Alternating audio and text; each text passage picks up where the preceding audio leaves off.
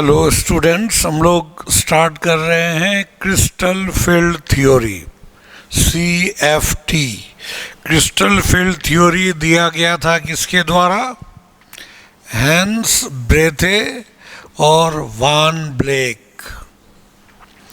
ठीक है, later on popularized by Orgel. Orgel actually Hans Bethe और वान ब्लेक ने इस थ्योरी को दिया था किसके लिए? मतलब आयनिक बॉन्ड के लिए, आयनिक क्रिस्टल के लिए। और उस थ्योरी को जब बाद में इन्होंने यूज किया, है ना, ये ऑर्जेल ने यूज किया, तब जाकर ये पॉपुलर हुआ। ठीक है, ऑर्जेल तो यानी कि उनका पहले दे दिया गया था कि ऑर्जेल ने बाद में उस थ्योरी का जब इस्तेमाल किया और यूज करके जब बॉन्डिंग को एक्सप्लेन किया, तो तब वो थ्योरी कि ये इतना इजी हो सकता है थ्योरी, और इस तरह से कोई चीज़ को एक्सप्लेन कर सकता है, ये मतलब तब पॉपुलर हुआ, है ना। तो कभी कभी कोई चीज़ें ऐसी होती है जो पॉपुलर क्या होता है ना, कि जो दिया वो नहीं, उसमें किसी और का टच हुआ और वो पॉपुलर हो गया। ठीक है, उसी टाइप का ये कंसेप्ट है। अब CFT में क्या है, देखिए, बैलेंस बॉन्ड थ्योरी में क्या था कि उसमें बताया गया था कि जो सेंट्रल मेटल एटम होगा और लिगैंड होगा, लिगैंड का भरा हुआ ऑर्बिटल होगा, है ना, और मेटल का खाली ऑर्बिटल होगा, और इसके बीच ओवरलैपिंग होगा, और उस ओवरलैपिंग से मेटल और लिगैंड के बीच बॉन्ड बनेगा। तो ऑर्बिटल के ओवरलैपिंग से कौन सा बॉन्ड बनता है? आयोनिक या कोवैलेंट? Covalent bond.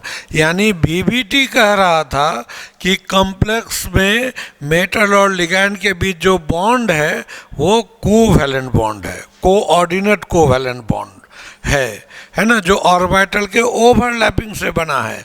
लेकिन यहाँ पर बताया गया इस जगह पे कि क्रिस्टल फील्ड थ्योरी में बिल्कुल अलग थ्योरी दे दिया ये। इसने क्या किया, बताया कि मेटल और लिगैंड के बीच का जो बॉन्ड होता है वो 100% आयोनिक है, 100%। जो कि आयनिक बॉन्ड में हम लोग पढ़े हैं कि no ionic bond is 100% ionic. Every ionic bond has some covalent character due to polarisation, जो फजान्स रूल के अंतर्गत पढ़ते हैं। लेकिन यहाँ कह रहा है कि नहीं, वहाँ 1% भी कोवैलेंट कैरेक्टर नहीं।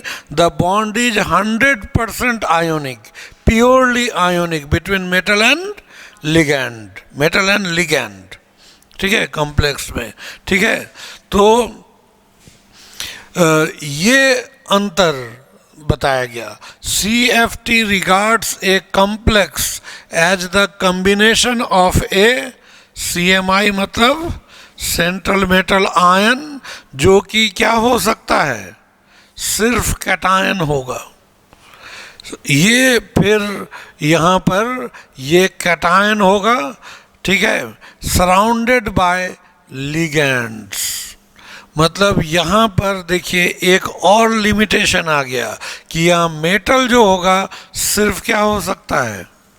कैटायनिक होगा। It can not be neutral, और एनायनिक तो होगा नहीं। मेटल तो ऐसे भी एनायनिक होता नहीं है। तो मेटल कैटायन होगा सराउंडेड बाय लिगैंड्स।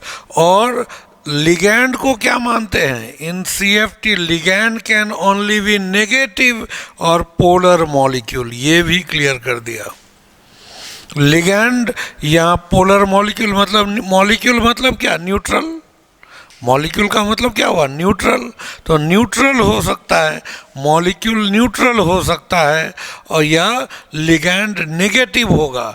तो हमने तो पहले क्या बताया था? लिगैंड नेगेटिव, पॉजिटिव, न्यूट्रल हो सकता है। लेकिन इस थ्योरी में पॉजिटिव लिगैंड को सीधा हटा दिया, खारिज कर दिया गया कि इस थ्योरी के अनुसार पॉजिटिव लिगैंड हो ही नहीं सकता। ठीक है, कैसा होगा लिगैंड? या तो नेगेटिव या न्यूट्रल। अगर न्यूट्रल होगा तो वो पोलर होगा, नॉन पोलर लिगैंड होगा ही नहीं। इसीलिए ये जो NH3 लिगैंड होगा लेकिन PH3 लिगैंड नहीं होगा, क्योंकि PH3 कैसा है? Non polar molecule. फास्फोरस और हाइड्रोजन दोनों का इलेक्ट्रोनेगेटिविटी बराबर, बॉन्ड हो गया नॉन पोलर, इसलिए ये नॉन पोलर है। So it can not be A ligand. NH3 is a ligand. ठीक है, आया समझ में? इसमें क्या होगा? तो यहाँ पर CFT के अनुसार मेटल, जो सेंट्रल मेटल एटम होगा वो सिर्फ कैटायन होगा, न्यूट्रल नहीं होगा। और जो लिगैंड होंगे या तो नेगेटिव होंगे या पोलर मॉलिक्यूल होंगे। ठीक है, तो देखिए नेगेटिव लिगैंड जैसे F-, Cl-, Cn- etc. Are considered as negative point charges. ये चीज यहाँ पर है, नेगेटिव क्या? पॉइंट चार्ज, मतलब एक पॉइंट की तरह, ऐसा एक point negative. And the neutral polar ligands are considered as point dipole और सिंपली डाइपोल। डाइपोल का मतलब ऐसे, एक तरफ प्लस और एक तरफ, डाइपोल को ऐसे लिखते हैं, पता है ना, बॉन्डिंग में भी बताया गया है। तो डाइपोल को इस तरह से दो पोल अलग अलग सेपरेट कर दिया गया और नेगेटिव लिगैंड को एक ऐसे पॉइंट चार्ज, एक नेगेटिव चार्ज के रूप में माना गया। तो देखिए यहाँ पे ये है, नेगेटिव लिगैंड को ऐसा माना गया, पॉइंट चार्ज। ठीक है, एक जगह है, इसको मतलब पॉइंट के रूप में लिया गया। यहाँ आपको दिखाने के लिए हम थोड़ा बड़ा बना दिए हैं, but it is considered as a dimensionless point. ठीक है, और ये पोलर मॉलिक्यूल डाइपोल, ये पोलर मॉलिक्यूल लिगैंड एक तरफ नेगेटिव और एक तरफ पॉजिटिव चार्ज है। ठीक है, अब इसमें क्या होता है, अकॉर्डिंग टू CFT, देखिए यहीं पर तो यहाँ क्लियर हो गया कि मेटल जो होगा इस CFT के अकॉर्डिंग दो ही तरह के कॉम्प्लेक्स होंगे, या तो मेटल कैटायन और ये एक नेगेटिव और इसके बीच अट्रैक्शन होगा, या फिर मेटल कैटायन और ये डाइपोल होगा, है ना, डाइपोल, और यहाँ पार्शियली माइनस, यहाँ पार्शियली प्लस, इसके बीच होगा। ये दो ही तरह का कॉम्प्लेक्स हो सकता है। ठीक है, अगर मान लीजिए यहाँ कोई चार्ज होगा ही नहीं तो फिर अट्रैक्शन होगा क्या? इसलिए ये अट्रैक्शन होने के लिए दोनों का चार्ज होना ज़रूरी है और तभी आयनिक बॉन्ड एग्जिस्ट करेगा ना। तो आयनिक बॉन्ड में किसी का भी न्यूट्रल होना अलाउड नहीं है। तो वही according to CFT the bonding between the metal cation and ligand arises from the electrostatic force of attraction between the nucleus of the metal cation and the negative or partial negative charge of ligand। ठीक है, समझ रहे हैं इसको कि metal CFT में crystal field theory के according complex में जो मेटल और लिगैंड के बीच बॉन्ड होगा वो बॉन्ड कैसा होगा? Ionic bond. तो दो आयन के बीच होगा, तो आयन पॉजिटिव और नेगेटिव, तो मेटल का कैटायन और लिगैंड का नेगेटिव के बीच अट्रैक्शन, या लिगैंड जब डाइपोल है तो जो पार्शियली नेगेटिव वाला छोर है और इसके प्लस के बीच अट्रैक्शन होगा, उस वजह से बॉन्डिंग डेवलप होता है। The bond between metal and ligand is 100% क्या? Ionic in nature. The bond is analysed using Coulomb's law and hence this theory is only applicable for 2 types of complexes. ठीक है, यहाँ क्या कहता है कि क्रिस्टल फील्ड थ्योरी के अनुसार कॉम्प्लेक्स में मेटल और लिगैंड के बीच का बॉन्ड 100% आयोनिक है और उस बॉन्ड का विश्लेषण किया जाता है यूज करके, कौन सा? कूलम्स लॉ को यूज करके। ठीक है, कूलम्स लॉ को यूज करते हैं। कूलम्स लॉ तो जानते हैं ना, दो अपोजिट चार्ज के बीच अट्रैक्शन, सिमिलर चार्ज के बीच रिपल्सन होगा। ये अट्रैक्शन दोनों चार्ज के मैग्नीट्यूड के प्रोडक्ट का डायरेक्टली प्रोपोर्शनल होगा, है ना, और दोनों के बीच के डिस्टेंस के स्क्वायर का इनवर्सली प्रोपोर्शनल होगा। ठीक है, ये इस तरह से। तो बॉन्ड का एनालिसिस होता है कूलम्स लॉ का यूज करके, और आयनिक बॉन्ड वहाँ काम करता है। और आयनिक कंपाउंड किस रूप में रहता है? क्रिस्टल फॉर्म में रहता है ना, इसलिए इस थ्योरी का नाम है क्रिस्टल फील्ड थ्योरी। ठीक है, तो इसमें दो ही तरह के कॉम्प्लेक्स हो सकते हैं। देखिए कौन दो तरह के यहाँ पर दिया गया है। एक हो गया मेटल कैटायन और लिगैंड पॉइंट चार्ज एनायन, इसके बीच इलेक्ट्रोस्टैटिक फोर्स ऑफ अट्रैक्शन। ये मेटल कैटायन को ऐसे लिखे, लिगैंड एनायन, और इसके बीच ये जो बॉन्ड होगा, ये कौन सा बॉन्ड होगा? यही, इसको हम लोग क्या लिखेंगे? यही आयनिक बॉन्ड। ये कौन सा फोर्स है? Electrostatic force of attraction. फिर उसी तरह से दूसरा क्या हुआ? मेटल कैटायन तो फिक्स है, ये भी एक पॉइंट चार्ज की तरह है, और इधर लिगैंड है जो न्यूट्रल मॉलिक्यूल है, लेकिन ये पोलर के रूप में है। तो नेगेटिव चार्ज इधर, पॉजिटिव उस साइड, और मेटल का कैटायन, इन दोनों के बीच अट्रैक्शन। तो ये भी यहाँ पर आयनिक बॉन्ड ही हुआ। तो मतलब इसके अनुसार क्रिस्टल फील्ड थ्योरी के अकॉर्डिंग दो ही तरह के कॉम्प्लेक्स हो सकते हैं। एक जिसे मेटल कैटायन तो फिक्स है, लिगैंड या तो नेगेटिवली चार्ज होगा या न्यूट्रल होगा और डायपोल के रूप में होगा। पॉजिटिव लिगैंड वाला कॉम्प्लेक्स का क्रिस्टल फील्ड थ्योरी में कोई स्थान नहीं है।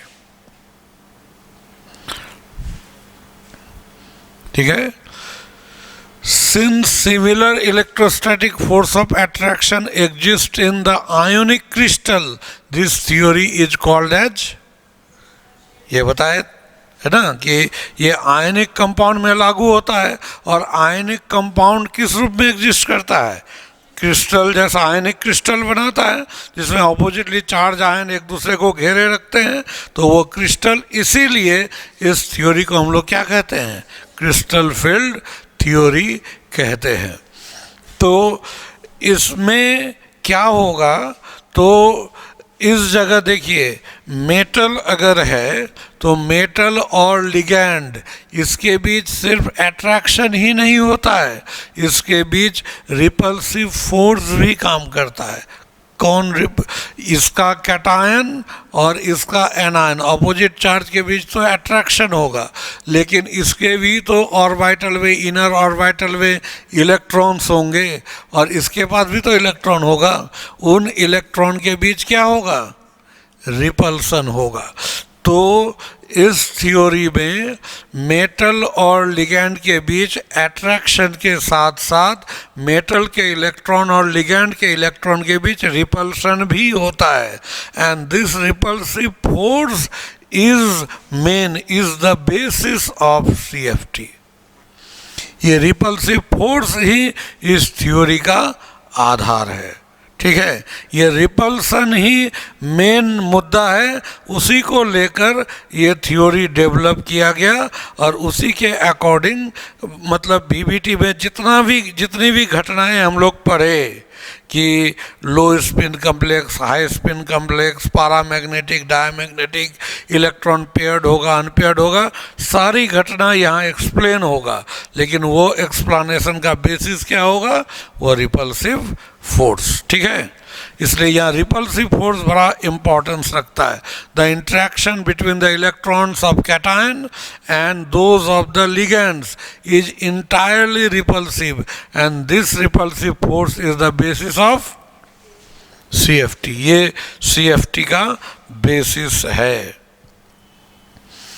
When ligands approach the CMA और CMI through shrinking field mechanism, ये एक मतलब नया एक टर्म है, बता रहे हैं इसका मतलब क्या होता है। Shrinking field mechanism, d orbitals present in the transition metal ion lose their degeneracy and finally splits in particular fashion. The d orbital which are directly in the path of ligand or close to the path of ligands experiences more repulsive force ये and hence relatively higher energy. ये इसका ये जो पूरा sentence है ये octahedral समझते हैं ना?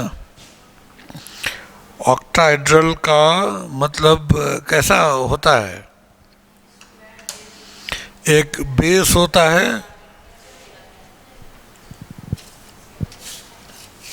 ऐसा स्क्वायर बेस होगा और एक ऊपर होगा और एक नीचे.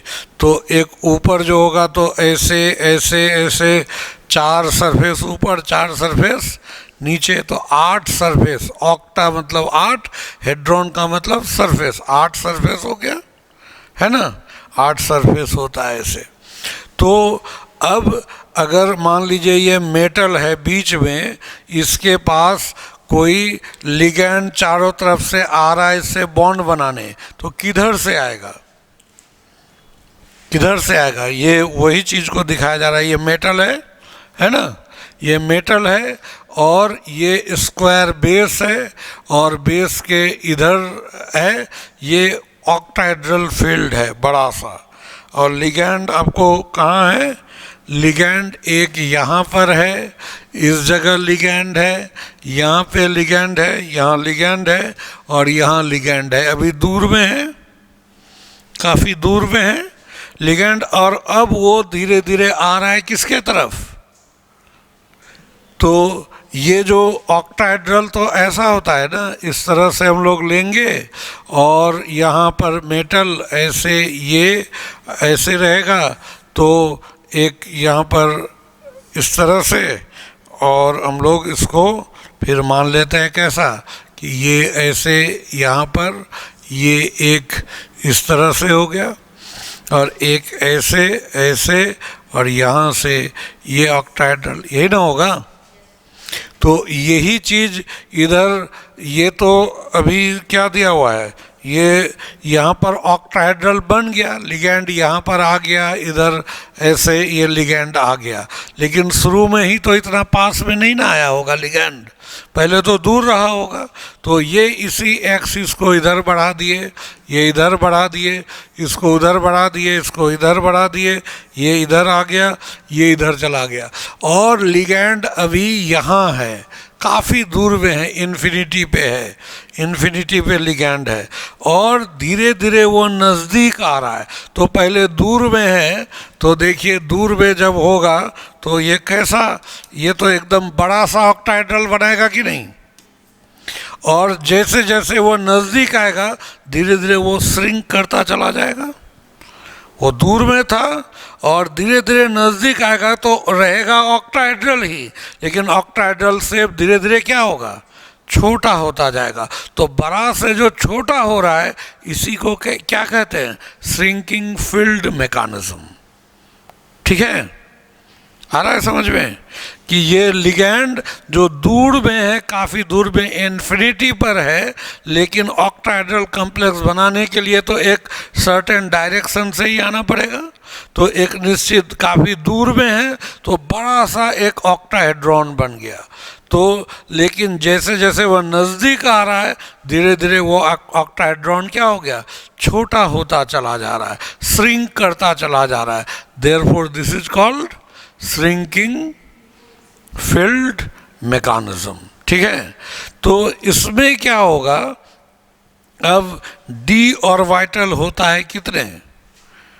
5 डी ऑर्बिटल जानते हैं ना, D x square minus Y square, D Z square, D x Y, D Y Z, D Z x. ये 5 तरह का. 5 में 3 होता है बिटवीन द एक्सिस और 2 होता है.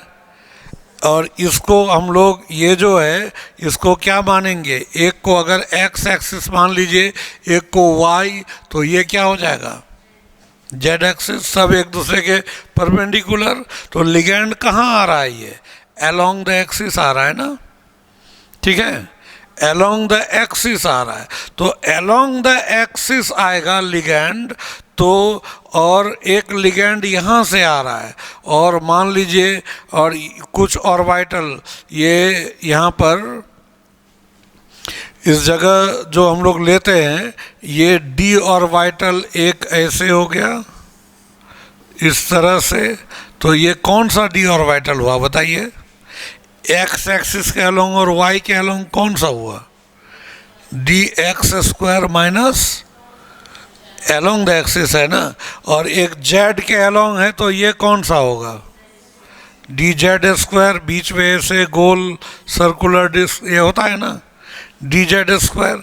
तो ये अलोंग द एक्सिस हुआ, और बाकी जो तीन होगा वो कहाँ होगा? Between the axis. तो लिगैंड अब ऑक्टाहेड्रल कॉम्प्लेक्स बनाएगा तो वो अलोंग द एक्सिस आएगा ना।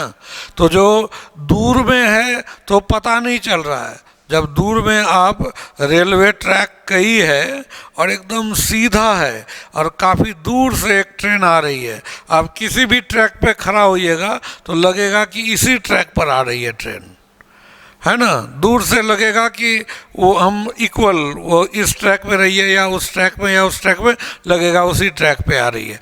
जब नज़दीक आ जाएगा तो पता चलेगा कि नहीं, इस ट्रैक पे नहीं, बगल वाले ट्रैक पे आ रही है ना, ऐसे पता चल जाता है।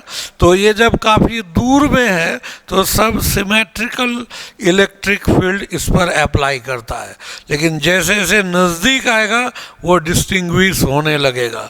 तो अलोंग द एक्सिस वाले ऑर्बिटल पर ज़्यादा रिपल्सन करेगा नहीं, क्योंकि एक्सिस के अलोंग आ रहा है, तो उस ऑर्बिटल पर रिपल्सन ज़्यादा होगा, और बिटवीन द एक्सिस पर जो है यहाँ पर, इससे तो उसका दूरी ज़्यादा है ना, तो वहाँ पर रिपल्सन क्या होगा?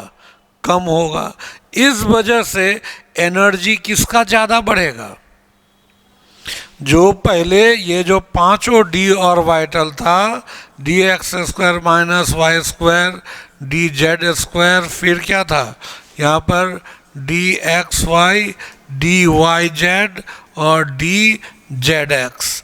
तो इसमें इन दोनों का, ये पांचों का एनर्जी तो पहले बराबर था ना, पांचों का एनर्जी बराबर, तो ये क्या हो गया?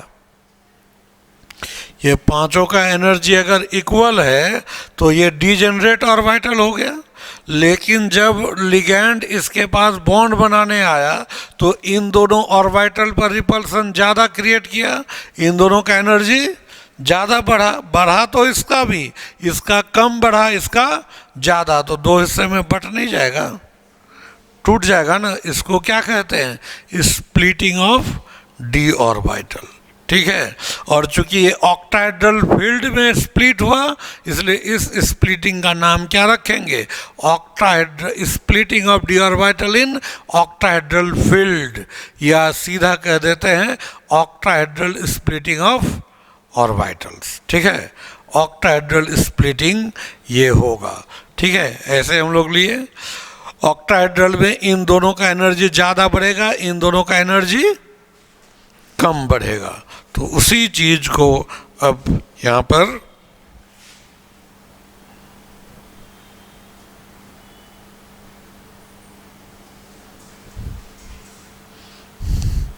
तो यहाँ पहले इसी को हम समझा रहे हैं। डी ऑर्बिटल, डी ऑर्बिटल का ओरिएंटेशन दो तरह का होता है। कौन कौन? अलोंग द एक्सिस में कौन कौन आता है? डी जेड स्क्वायर और d x square minus Y square, और बिटवीन द एक्सिस में तीन आता है, d x Y D Y z और डी जेड एक्स, है ना। ये उन सब का ये डायग्राम दिया हुआ है। यहाँ पर हमने एक पेज ये खाली छोड़ा पहले कि ऑक्टाहेड्रल जो कॉम्प्लेक्स बनेगा, तो इस जगह हमने बताया कि एक डी ऑर्बिटल इस तरह से, और ये आपको इधर ये एक्सिस अगर एक्स है, एक्स डैश है, और ये एक्सिस वाई है और वाई डैश है, तो लिगैंड इसके डायरेक्शन में आ रहा है, लिगैंड यहाँ से आ रहा है ऑक्टाहेड्रल बनाने के लिए, इधर से जा रहा है और इधर से लिगैंड जा रहा है। और एक ये वाला जो है इस जगह हम लोग जो लेंगे, एक ये जेड एक्सिस, जेड और जेड डैश, यहाँ पर एक ऐसे है इस तरह से। तो अब बताइए, यहाँ पर लिगैंड इस साइड से आ रहा है, लिगैंड इधर से जा रहा है, तो लिगैंड के रास्ते में कौन पड़ रहा है, कौन सा ऑर्बिटल पड़ रहा है? जो ऑर्बिटल लिगैंड के रास्ते में आएगा उस पर रिपल्सन ज़्यादा होगा, जो उसके रास्ते में नहीं आएगा उस पर रिपल्सन कम होगा। तो वो पांचों डी ऑर्बिटल में कुछ ज़्यादा रिपेल होगा, कुछ कम, इस वजह से वो क्या हो जाएगा, टूट जाएगा। And this is called splitting. ठीक है, इसी को स्प्लिटिंग कहते हैं। अब देखिए, यही चीज़ पहले जो लाइन हम लोग लिखे थे वो समझ में नहीं आ रहा होगा, अब यहाँ समझ में आएगा। देखिए यहाँ क्या है, when ligands approach the CMA or CMI through shrinking field mechanism, d orbitals present in the transition metal ion lose their degeneracy। degeneracy खत्म हो गया ना, एनर्जी जो बराबर था, अब किसी का एनर्जी ज़्यादा बढ़ा, किसी का कम बढ़ा, तो डिजेनरेसी क्या हो गया, खत्म हो गया। Lose their degeneracy and finally splits in a particular fashion, एक खास ढंग से वो टूट जाता है। The D orbital which are directly in the path of ligand और close to the path of ligand, जो डायरेक्टली है लिगैंड के रास्ते में और close to the path of ligand, experiences more repulsion and has relatively higher energy. अब समझ में आ रहा है? ठीक है, और ये जो दो हिस्से में टूट गया, तो उन दोनों के बीच जो दो हिस्से में डी ऑर्बिटल टूटा, तो उन दोनों के बीच का जो एनर्जी डिफरेंस होगा, उस एनर्जी डिफरेंस को क्या कहते हैं, क्रिस्टल फील्ड स्प्लिटिंग एनर्जी, यानी CFSE कहते हैं। ठीक है, ये पॉइंट अब जाकर क्लियर हुआ। अब देखिए यहाँ पर इस चीज को समझिए थोड़ा ठीक से।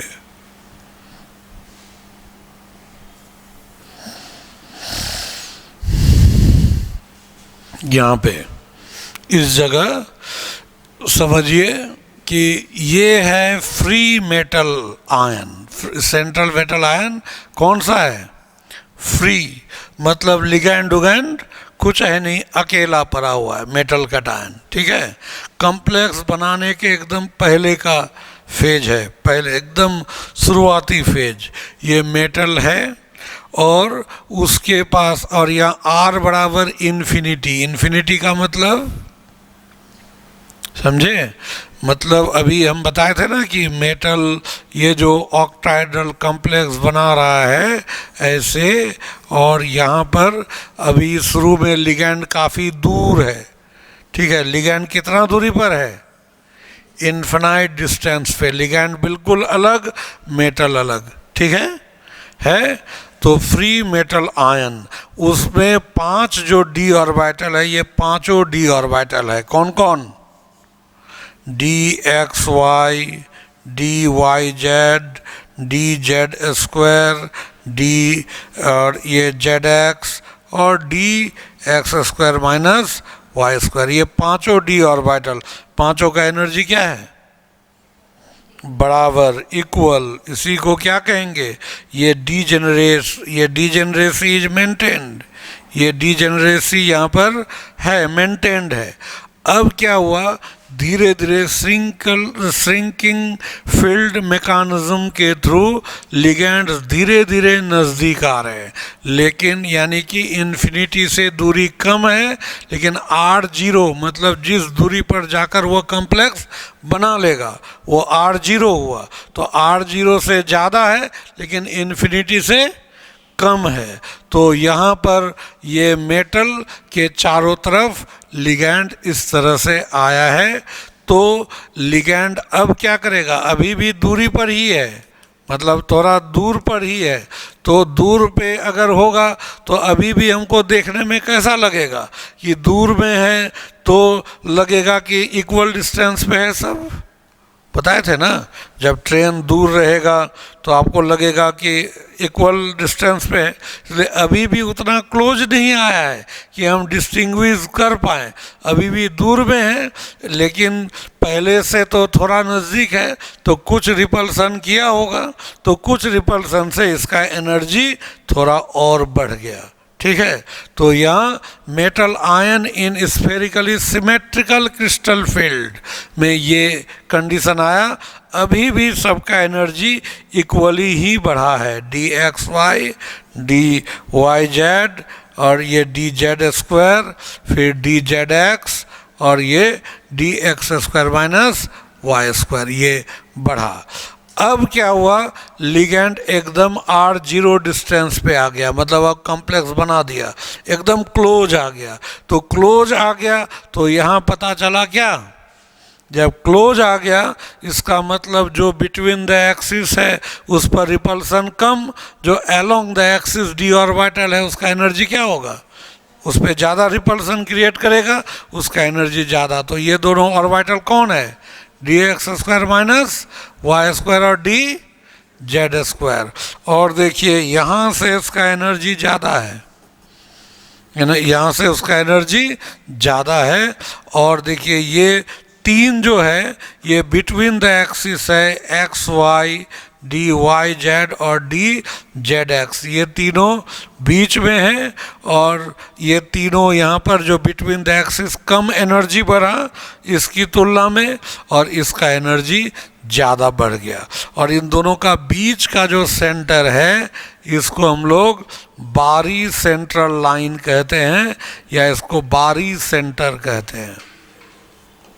क्या कहते हैं, बारी सेंटर, है ना। बहुत लोग BARRY भी लिखते हैं, लेकिन आपके बुक में वहाँ बारी सेंटर BARI लिखता है ना, बारी सेंटर इसको कहते हैं, बारी सेंट्रल लाइन या बारी सेंटर, ये एवरेज मीन लाइन है एनर्जी का।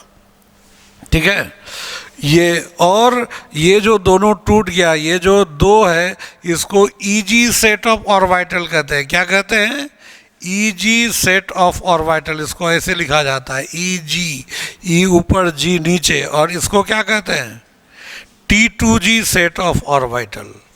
ठीक है, ये T से मतलब ये उल्टा नहीं होना चाहिए, T2G, T से ट्रिपली डीजेनरेट, T का फुल फॉर्म होता है ट्रिपली डीजेनरेट, यानी ट्रिपल मतलब तीन एक साथ होगा और वो डीजेनरेट होगा। ठीक है, इसलिए ऐसा नहीं समझिएगा कि यहाँ 2G है तो 2 वाला रहेगा, ये T से ट्रिपली डीजेनरेट, 3 एक साथ, जो बिटवीन द एक्सिस है उसका एनर्जी कम बढ़ा है, और जो अलोंग द एक्सिस है उसका एनर्जी ज़्यादा बढ़ा।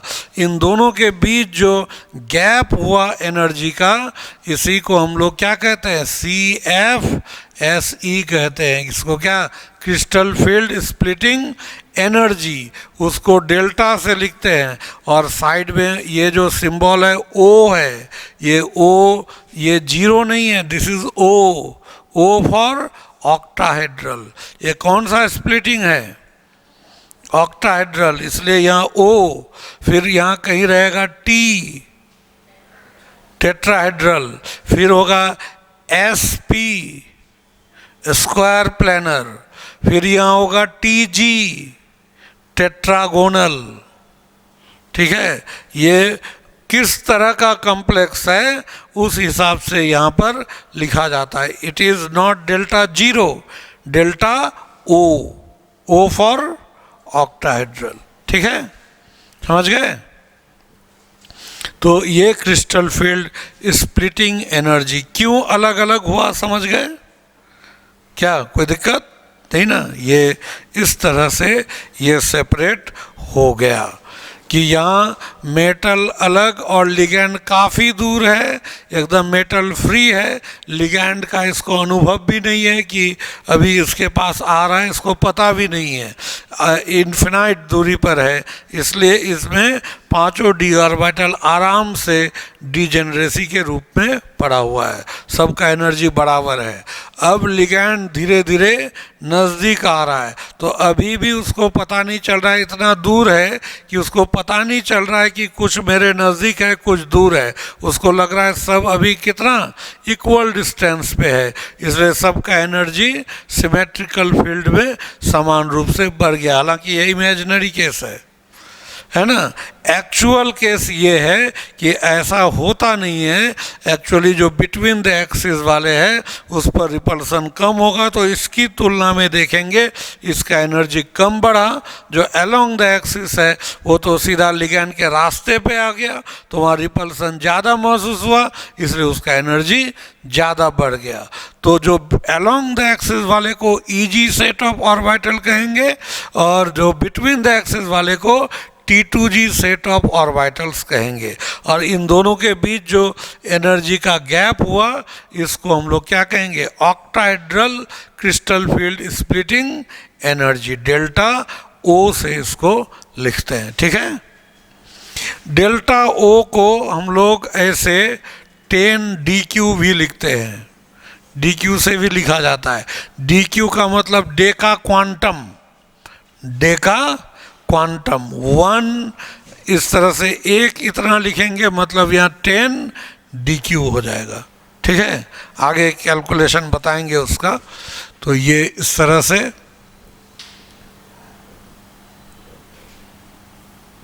तो देखिए, this theory mathematically defines strong field ligand and weak field ligand.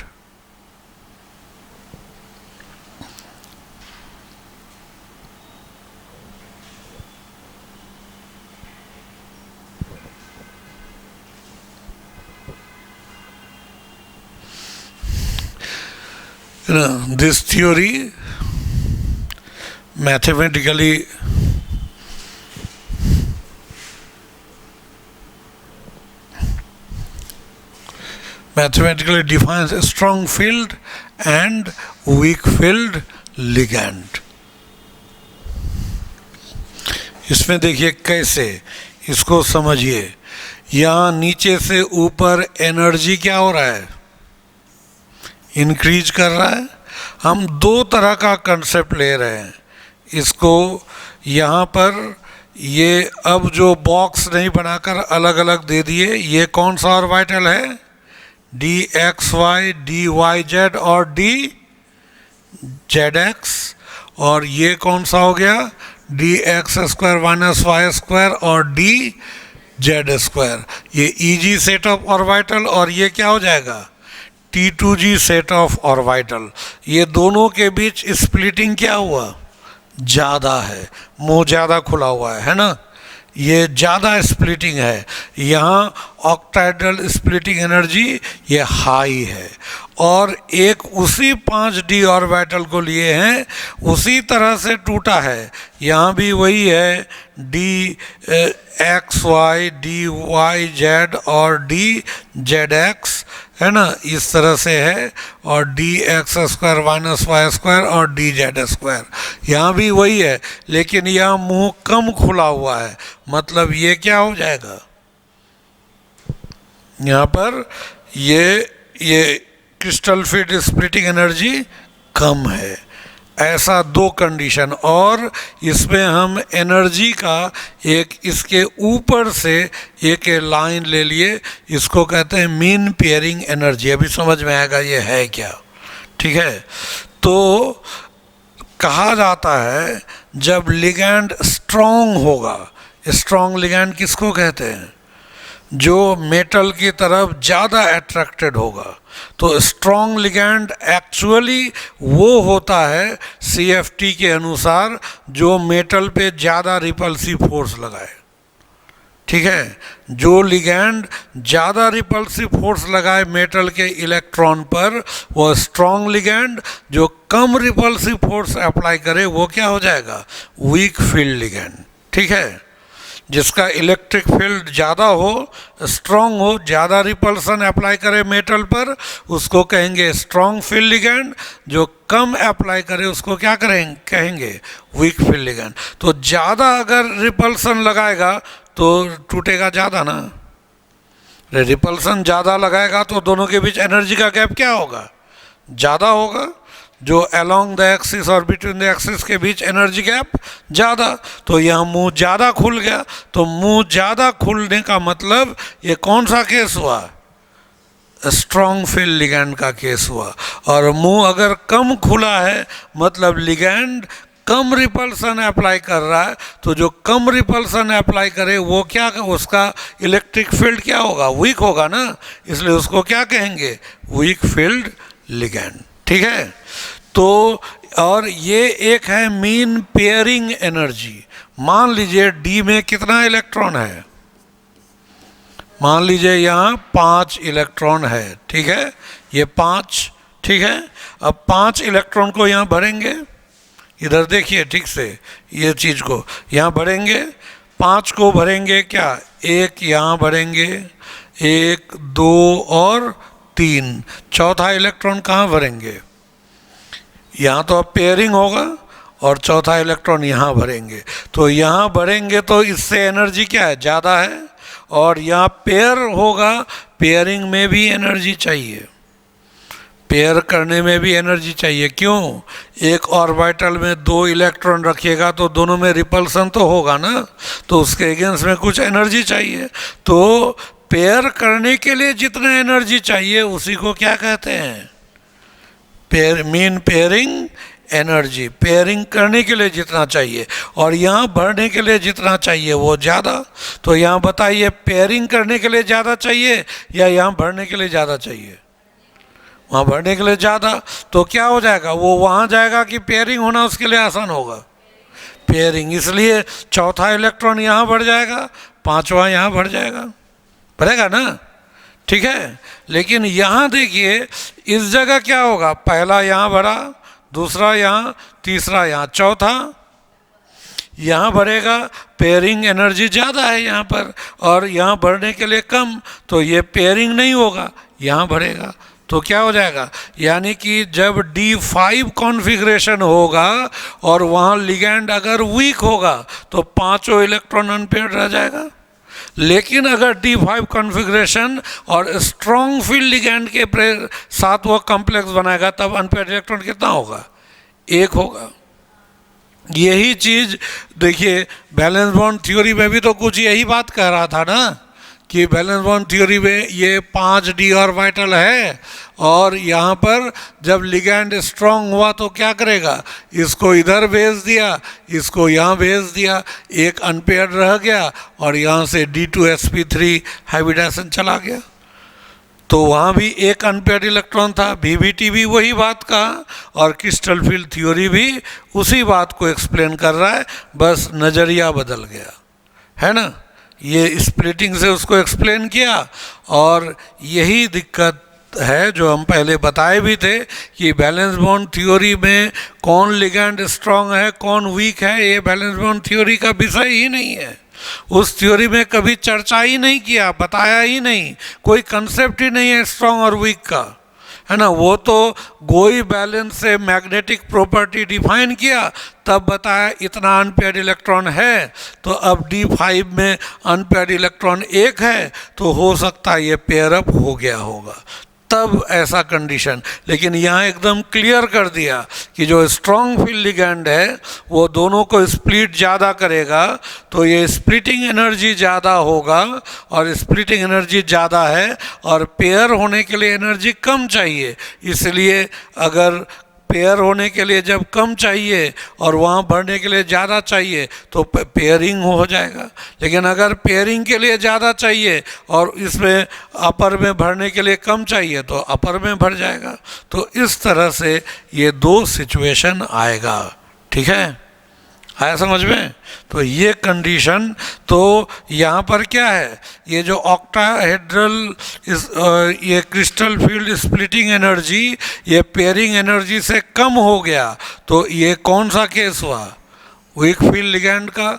और यहाँ octahedral splitting energy pairing energy से ज़्यादा हो गया, तो ये कौन सा केस हुआ, स्ट्रॉन्ग फील्ड लिगैंड का। और याद रहे ये जो क्रिस्टल फील्ड स्प्लिटिंग एनर्जी जो है ना, इसको हम लोग कैसे व्यक्त करते हैं, इस एनर्जी को आप कभी भी, जैसे एनर्जी E बराबर क्या होता है, hc/λ होता है ना, तो यहाँ पर भी हम इसको क्या लिखेंगे, ये भी एनर्जी है तो hc/λ, और h और c तो कांस्टेंट होता है, तो इसको हम लोग 1/λ, तो लैम्डा क्या होता है सेंटीमीटर में, तो इसलिए इसका वैल्यू क्या हो जाएगा, सेंटीमीटर इनवर्स यूनिट होगा। इसलिए आपको, हालांकि आपको मेडिकल में ज़रूरी नहीं पड़ेगा, ये जो ऑक्टाहेड्रल स्प्लिटिंग एनर्जी या मीन पेयरिंग एनर्जी, ये एनर्जी पर जब भी क्वेश्चन रहता है ना, तो वो एनर्जी किस टर्म में दिया हुआ रहता है, पर सेंटीमीटर के टर्म में वैल्यू दिया रहेगा, पर सेंटीमीटर के टर्म में। मान लीजिए इस टाइप का कि ये दे दिया है 17033 सेंटीमीटर इनवर्स, ऐसे पेयरिंग एनर्जी कितना दे दिया, तो 7 या 3745, ये इस तरह से ऐसे करके वो वैल्यू लिखा रहेगा। ठीक है, वैल्यू हमेशा किस में एक्सप्रेस किया जाता है, कन्वेंशनली पर सेंटीमीटर में, और इसी वजह से इन्वर्स होता है ना लैम्डा का, इसी वजह से इस फॉर्म में इसको एक्सप्रेस किया जाता है। ठीक है, समझे?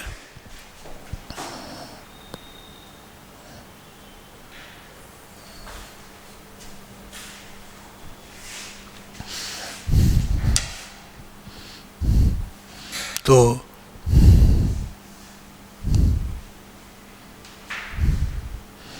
इसी चीज़ को मैंने यहाँ पर लिखा है, octahedral splitting energy and pairing energy are expressed in term of per centimetre, है ना। ये कैसे, तो यहाँ पर वही लिखेंगे कि ऑक्टाहेड्रल ये जो होगा ये hc/λ होगा, और hc तो कांस्टेंट है, इसलिए हम लोग इसको लिखेंगे इन्वर्सली प्रोपोर्शनल 1/λ। 1/λ को हम लोग क्या कहते हैं, या इसी को ऐसे भी लिख सकते हैं, यहाँ बराबर या hc इंटू 1/λ, और 1/λ तो वेव नंबर है ना, तो यहाँ hc और न्यू बार हो गया, और ये न्यू बार किस में आता है, this is expressed in term of centimetre inverse, इसीलिए इसको सेंटीमीटर इनवर्स के रूप में एक्सप्रेस किया जाता है। ठीक है, अब देखिए ये सीरीज, अब इसमें क्या है कि लिगैंड्स को, जितने भी लिगैंड हैं उस लिगैंड को, कि वो मेटल पर कितना ज़्यादा रिपल्सिव फोर्स अप्लाई कर सकता है, उस रिपल्सिव फोर्स अप्लाई करने के आधार पर लिगैंड को एक सीरीज में सजाया गया है। ठीक है, जो कम रिपल्सन लगाएगा वो पहले लिखेंगे, जो ज़्यादा रिपल्सिव फोर्स लगाएगा वो बाद में है ना। तो जो कम रिपल्सिव फोर्स लगाएगा उसको वीक फील्ड लिगैंड कहेंगे, जो ज़्यादा रिपल्सिव फोर्स लगाएगा उसको स्ट्रॉन्ग फील्ड लिगैंड कहेंगे। और ये टोटली एक्सपेरिमेंटल है, this is not theoretical, we can not predict it theoretically, ये एक्सपेरिमेंट करके ही निकाला गया है। और इस सीरीज को स्पेक्ट्रोकेमिकल सीरीज कहते हैं, स्पेक्ट्रम से एनालिसिस करके ये सीरीज देखा गया है कि जो ज़्यादा रिपल्सिव फोर्स अप्लाई करेगा वो स्ट्रॉन्ग फील्ड लिगैंड, जो कम रिपल्सिव फोर्स अप्लाई करेगा वो वीक फील्ड लिगैंड। तो यहाँ देखिए ये सीरीज कुछ है तो लिगैंड बहुत सारा, आपको +2 लेवल में इतना से काफ़ी है। तो इसमें देखिए अब यहाँ नाइट्रोजन है ना। यहाँ आपको डोनर एटम को नाइट्रोजन, इथिलीन डायमीन में भी नाइट्रोजन, नाइट्रोजन कार्बन, कार्बन, तो हमने बताया था ना कि डोनर एटम नाइट्रोजन और कार्बन हो तो स्ट्रॉन्ग फील्ड, और बाकी कोई भी डोनर एटम हो तो वो क्या हो जाएगा, वीक फील्ड लिगैंड होगा ना। तो ये उसी कंसेप्ट पर देखिए, ये सब में हैलोजन है तो ये सब वीक फील्ड लिगैंड, और यहाँ से आगे सब क्या हो जाएगा, स्ट्रॉन्ग फील्ड लिगैंड। और ऑक्जेलेट आयन कुछ जगह पे स्ट्रॉन्ग फील्ड लिगैंड का भी काम करता है, वो फिर डिपेंड करेगा किस पर, मेटल के नेचर पे, ठीक है, वो मेटल के नेचर पे डिपेंड करेगा। तो देखिए इसको, ये जो सजाए हैं लिगैंड को उसके स्ट्रेंथ के आधार पर, तो अंतिम वाला जो है ये स्ट्रॉन्ग फील्ड लिगैंड है, और ये सब क्या है, वीक फील्ड लिगैंड, और बीच में यहाँ से ये तक जो है ये सब होता है बॉर्डर लाइन पे। ये बॉर्डर लाइन कहीं पर वो स्ट्रॉन्ग हो जाए तो कहीं पर वीक हो जाएगा। अब ये कौन डिसाइड करेगा, मेटल, है ना। मेटल के पास अगर इलेक्ट्रॉन ज़्यादा है तो लिगैंड और मेटल के बीच रिपल्सन ज़्यादा हो जाएगा। मेटल के पास इलेक्ट्रॉन कम है तो लिगैंड के पास ज़्यादा इलेक्ट्रॉन भी होगा तो रिपल्सन कम होगा, तो वो फिर मेटल डिसाइड करेगा। तो यहाँ से इधर यहाँ तक ये बॉर्डर लाइन में, उसके पहले वाला सब वीक फील्ड लिगैंड, इसके बाद वाला सब स्ट्रॉन्ग फील्ड लिगैंड होगा। और ये जो स्पेक्ट्रोकेमिकल सीरीज है is an experimentally determined series based on the absorption of light by complexes with different ligands, ठीक है। ये एक्सपेरिमेंटल है, इट इज नॉट थियोरेटिकल, ठीक है, समझे। वो इस सीरीज को आपको, इसमें इतना तो है, लेकिन आपको बस विशेष वही याद रखिएगा, डोनर एटम नाइट्रोजन और कार्बन होगा तो स्ट्रॉन्ग लिगैंड होगा, और अगर उसके अलावा बाकी कोई भी होगा तो उसको जनरली हम लोग वीक फील्ड लिगैंड में कंसिडर करेंगे। इस पर भी क्वेश्चन पूछा हुआ है, पहले हम थ्योरी समझा देते हैं फिर यहाँ तक का जितना हम पढ़ाए हैं, क्योंकि इसके बाद ही आपको कॉम्प्लेक्स कंपाउंड का नेचर चेंज हो जाएगा। इसके बाद जो हम लोग पढ़ेंगे ना वो नेचर चेंज हो जाएगा। इसके बाद अब हम लोग को पढ़ना है क्या, आइसोमेरिज्म, स्टेबिलिटी ऑफ कॉम्प्लेक्सेस, ठीक है। ये दो चीज़ बचा हुआ है हम लोग को, इसके बाद ये दो ही चीज़ पढ़ना है, तो इसलिए बॉन्डिंग वाला पार्ट ख़त्म। तो यहाँ तक पहले हम ऑब्जेक्टिव क्वेश्चंस बहुत सारा डिस्कस करेंगे इस थ्योरी पर बेस्ड, तब फिर हम लोग आइसोमेरिज्म में आएंगे, है ना। तो इस पर कैसा क्वेश्चन पूछा जाता है उस समय बताया जाएगा। अब देखिए, mathematical analysis of splitting in octahedral field of ligand, octahedral field of ligand.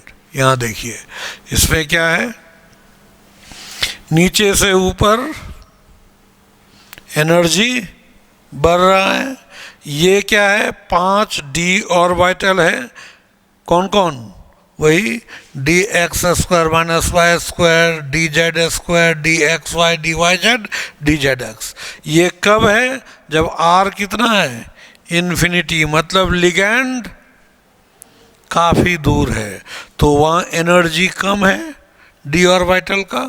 लेकिन अब ये कौन सा कंडीशन है बताइए, ये कौन सा कंडीशन, ये सिमेट्रिकल है ना।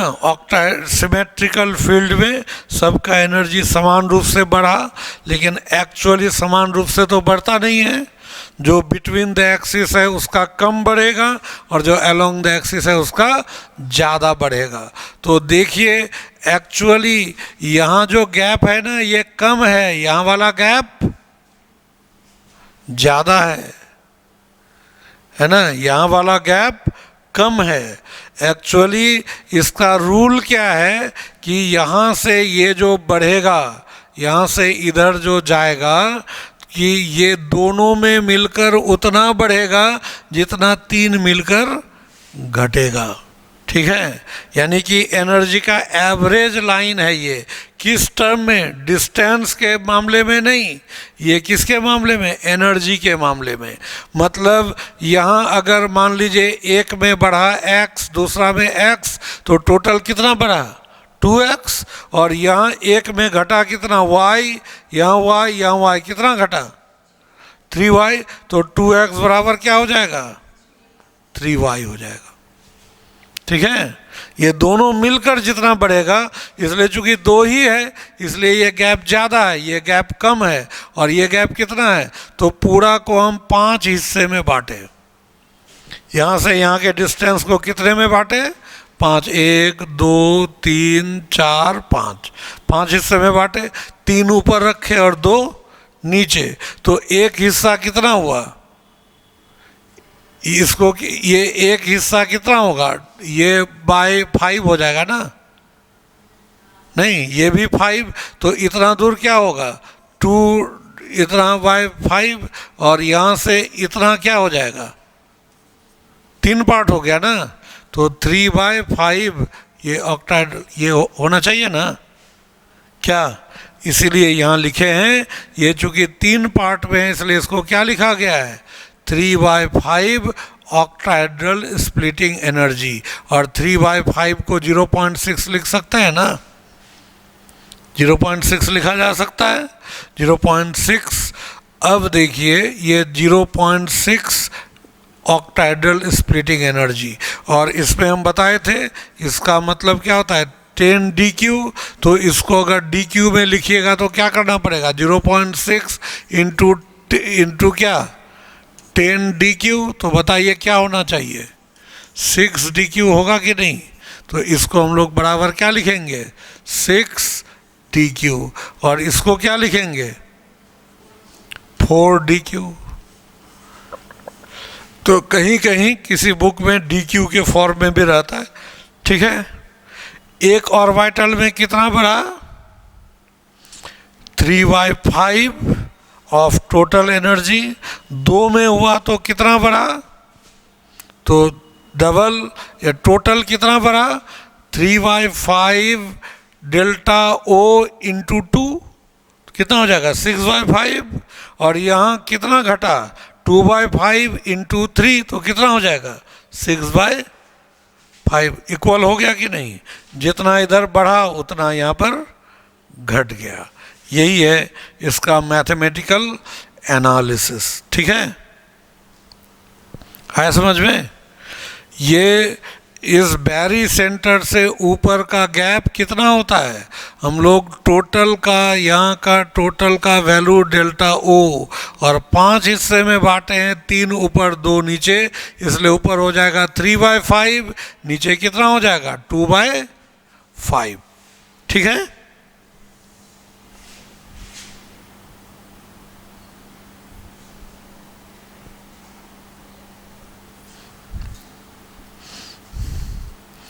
तो ये अब इसमें हम लोगों को ये पढ़ना है calculation of crystal field splitting energy. इस एनर्जी को कैलकुलेट कैसे करेंगे, इसी पर क्वेश्चन पूछा जाता है कि क्रिस्टल फील्ड स्प्लिटिंग एनर्जी कैसे कैलकुलेट करेंगे। तो कैसे कैलकुलेट करेंगे? देखिए यहाँ पर ऐसे है ना, और ऐसे है, और यहाँ पर इसके बीच का डिफरेंस कितना है? ये जो डिफरेंस है ये डेल्टा O, और यहाँ बीच में जो इस जगह ये सेंटर है, तो ये गैप कितना है? तो यहाँ कितना घटता है? 2/5 डेल्टा O, और यहाँ कितना बढ़ता है? ये 3/5 डेल्टा O, ये बताएं, यानी कि 0.6 डेल्टा O, और यहाँ कितना हो जाएगा? 0.4 डेल्टा O। इसीलिए यहाँ क्रिस्टल फील्ड ये जो होगा, ये क्रिस्टल फील्ड स्प्लिटिंग एनर्जी कितना होगा?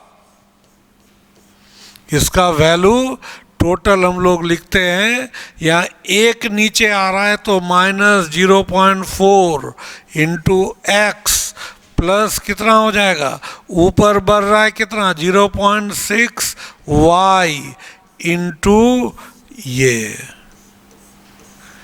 CFSE का वैल्यू होगा। समझ में आ रहा है?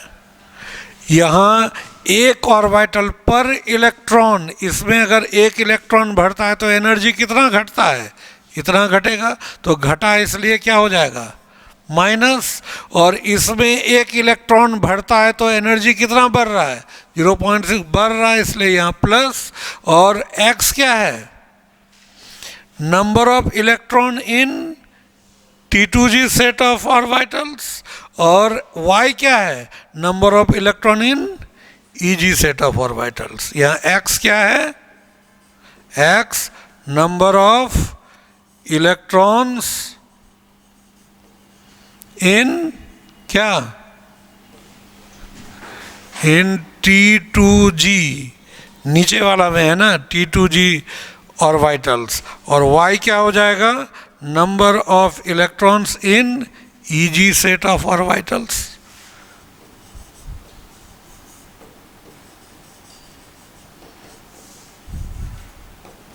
ये हो जाएगा, ठीक है, इस तरह से ले सकते हैं।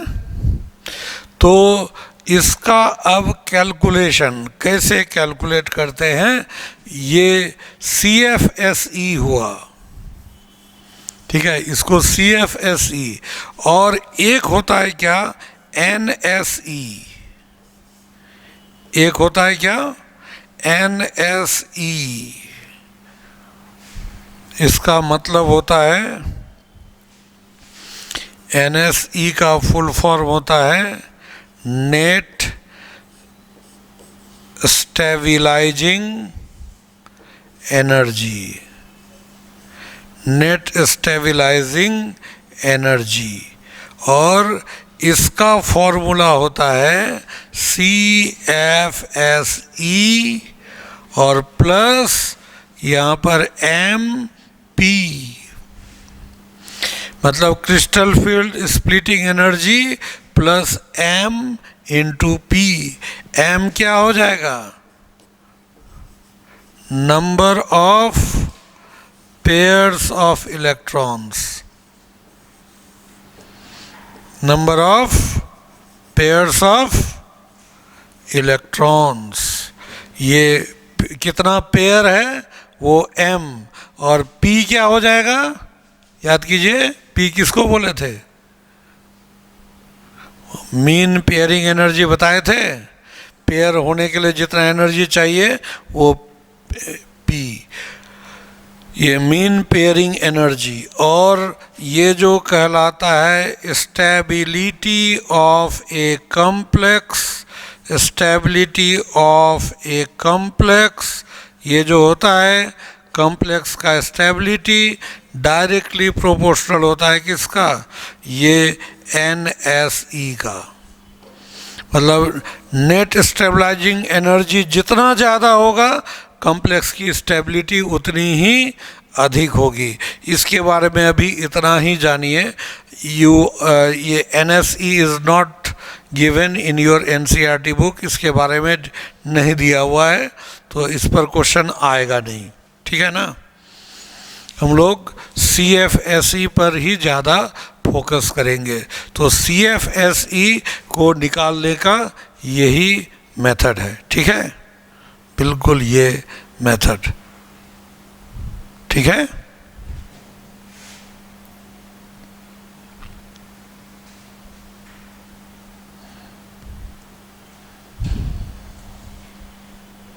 हो गया।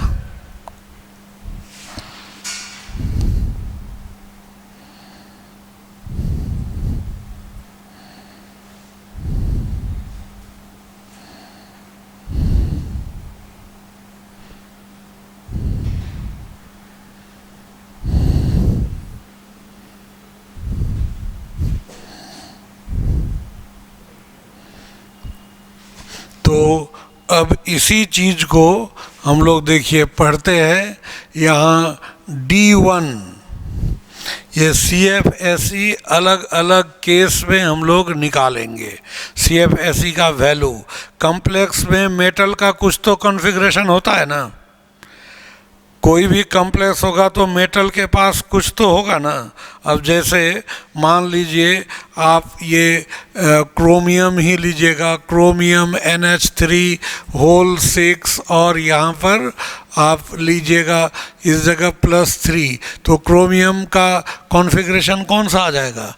D3 आएगा ना, D3। तो उसी तरह से हम लोग यहाँ पर लेते हैं दो कंडीशन।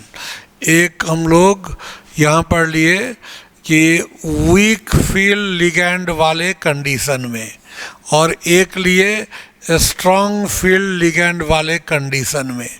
ठीक है, वीक फील्ड लिगैंड में क्या होगा, ये इसके बीच का गैप कम होता है, और स्ट्रॉन्ग फील्ड लिगैंड में क्या होगा, ये गैप ज़्यादा होता है। ठीक है, अब इसमें हमें इलेक्ट्रॉन भरना है। देखिए इसमें हम इलेक्ट्रॉन भरेंगे, तो पहला इलेक्ट्रॉन यहाँ भरे D1, तो यहाँ भी एक इलेक्ट्रॉन भरे हम, पहला इलेक्ट्रॉन यहाँ भरेंगे। तो D1 के केस में वीक फील्ड लिगैंड और स्ट्रॉन्ग फील्ड लिगैंड में कोई अंतर आ रहा है क्या? दोनों में एक एक अनपेयर्ड इलेक्ट्रॉन, और वो भी एक इलेक्ट्रॉन कहाँ है, यहाँ T2G सेट में है, और ये Eg यहाँ भी तो वही है, T2G और क्या है, Eg है ना यहाँ पर। लेकिन अब दूसरा इलेक्ट्रॉन भरेंगे, तो दूसरा यहाँ कहाँ भरेंगे, इस जगह, तो दूसरा यहाँ भी इस जगह भरेंगे। तो अब भी तो दोनों का कॉन्फ़िगरेशन क्या है, सेम ही है। फिर तीसरा इलेक्ट्रॉन यहाँ भरे, तो तीसरा यहाँ पर आ गया, होगा। अब चौथा इलेक्ट्रॉन भरेंगे, तो यहाँ कहाँ आ जाएगा, चौथा तो इस जगह आ जाएगा, लेकिन यहाँ चौथा इसमें। अब यानी कि देखिए D1 से लेकर D3 तक स्ट्रॉन्ग फील्ड लिगैंड हो या वीक फील्ड लिगैंड, कैसा आया, सेम। D4 में डिफर कर गया, 4 इलेक्ट्रॉन जब होगा तो वीक फील्ड लिगैंड में चारों अनपेयर्ड होगा, स्ट्रॉन्ग फील्ड लिगैंड में केवल 2 अनपेयर्ड होगा, चेंज आ गया। पांचवा इलेक्ट्रॉन, तो 5 यहाँ हुआ, तो यहाँ पर क्या हो जाएगा, 5, अंतर आ गया कि नहीं। ठीक है, छठा इलेक्ट्रॉन कहाँ भरेंगे, अब इस जगह पे भरेंगे, और छठा इलेक्ट्रॉन यहाँ कहाँ, इस जगह, अभी भी डिफरेंट है। सातवां इलेक्ट्रॉन कहाँ भरेंगे, इस जगह, और यहाँ सातवां इलेक्ट्रॉन कहाँ भरेंगे, यहाँ पे। तो अभी भी 7 इलेक्ट्रॉन भरने के बाद वहाँ एक ही अनपेयर्ड, यहाँ अनपेयर्ड कितने हैं, 3 हो गए। 8वां इलेक्ट्रॉन भरेंगे, इसमें कहाँ भरना होगा, इस जगह है ना, यहाँ 8वां इलेक्ट्रॉन कहाँ भरेंगे। अब देखिए क्या हो गया, फिर इसमें भी 2 अनपेयर्ड, यहाँ भी 2 अनपेयर्ड, नहीं हो गया। 9th इलेक्ट्रॉन यहाँ इस जगह पे, यहाँ 9th इलेक्ट्रॉन यहाँ पे, यहाँ 10th इलेक्ट्रॉन यहाँ, 10th यहाँ, सारा पेयर्ड अब फिर इक्वल हो गया। तो बताइए चेंज स्ट्रॉन्ग और वीक लिगैंड में चेंज कहाँ पर आया, D1 से D3 तक। ये जो D1 से D3 तक क्या हो गया, ये स्ट्रॉन्ग फील्ड लिगैंड हो या वीक फील्ड लिगैंड हो, सेम आया, वहाँ सेम ही कंडीशन आया, 3 अनपेयर्ड इलेक्ट्रॉन। और यहाँ D8 से लेकर D10 तक सेम ही आया, नहीं आ गया। तो चेंज कहाँ पे आया, D4 से लेकर D7 तक, यानी कि स्ट्रॉन्ग और वीक फील्ड लिगैंड का जो सारा चक्कर है सिर्फ इसी कॉन्फ़िगरेशन में है। इससे कम होगा वहाँ भी दोनों में बराबर, उससे ज़्यादा होगा वहाँ भी स्ट्रॉन्ग और वीक फील्ड में बराबर। ठीक है, यही ना कह सकते हैं क्या, ठीक है। तो इस तरह से हम लोग ये लेते हैं, ऐसे ही वीक फील्ड और स्ट्रॉन्ग फील्ड लिगैंड में ये इलेक्ट्रॉन का फीलिंग जो होता है D1 से 3 में स्ट्रॉन्ग हो या वीक सेम होगा, D8 से D10 में स्ट्रॉन्ग हो या वीक सेम रहेगा। केवल स्ट्रॉन्ग वीक में अंतर कहाँ आ जाता है, D4 से लेकर D7 में ये अंतर आ जाता है। ठीक है।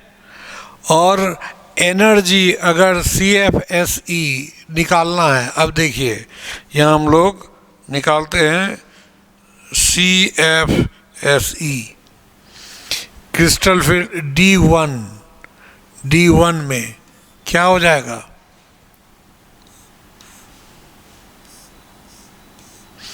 चाहे स्ट्रॉन्ग हो या वीक बराबर ही है ना। तो यहाँ एक इलेक्ट्रॉन, तो बताइए यहाँ CFSE क्या होगा, ये बैरी सेंट्रल लाइन ये है ना, इसका क्या फॉर्मूला बताए थे, -0.4x प्लस कितना 0.6y इंटू ये बताए थे ना। तो यहाँ कितना हो जाएगा -0.4x, क्या इसमें नंबर ऑफ इलेक्ट्रॉन कितना है 1 प्लस 0.6 इंटू y कितना है 0 इतना, और ये हो जाएगा। तो इसका वैल्यू कितना हो जाएगा, ये -0.4 यही ना CFSE हो जाएगा,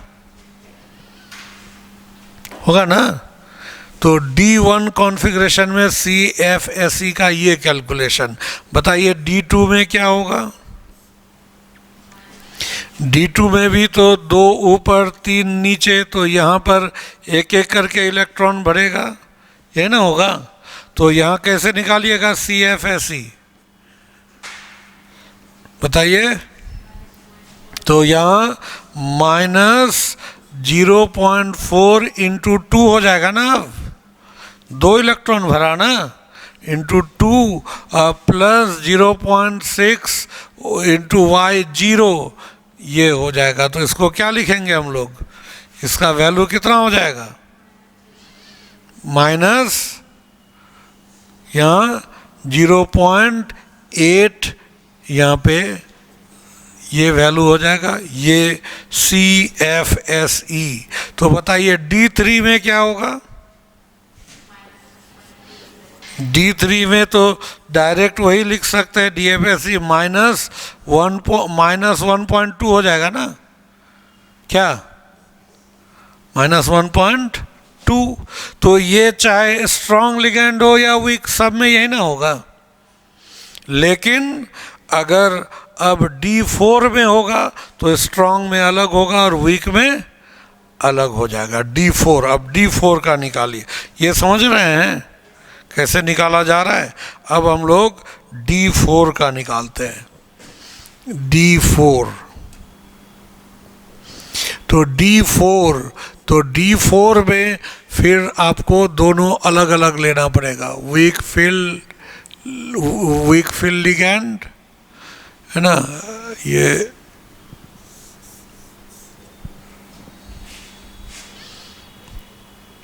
यहाँ D4, यहाँ एक वीक फील्ड लिगेंड, और यहाँ ले लिए हम लोग स्ट्रॉन्ग फील्ड लिगेंड।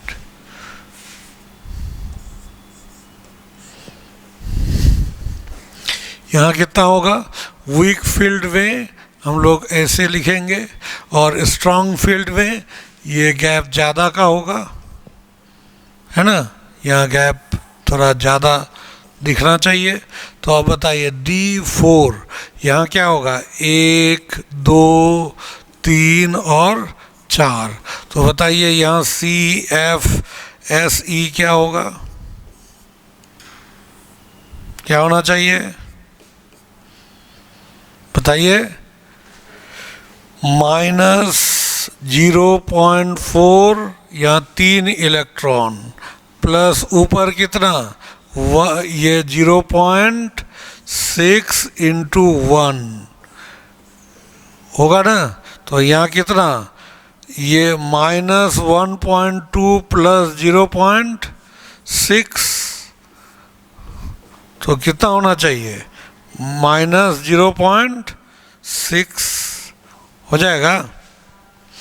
और इस जगह पे क्या होगा, 1 2 3 4, चौथा भी तो यहीं भरेगा, चौथा भी यहीं भरेगा ना। तो अब यहाँ CFSE कितना हो जाएगा, तो इसका हो जाएगा ये यहाँ क्या -0.4 इंटू 4 और प्लस 0.6 इंटू 0, ये तो सीधा हो जाएगा कितना -1.6। तो माइनस तो बता रहा है कि लोअरिंग हुआ, लेकिन मैग्नीट्यूड CFSE का कहाँ ज़्यादा है, स्ट्रॉन्ग फील्ड लिगेंड वाले में ज़्यादा है ना, मैग्नीट्यूड ज़्यादा है ना, 1.6 आया, इसका कितना वैल्यू आया 0.6 आया।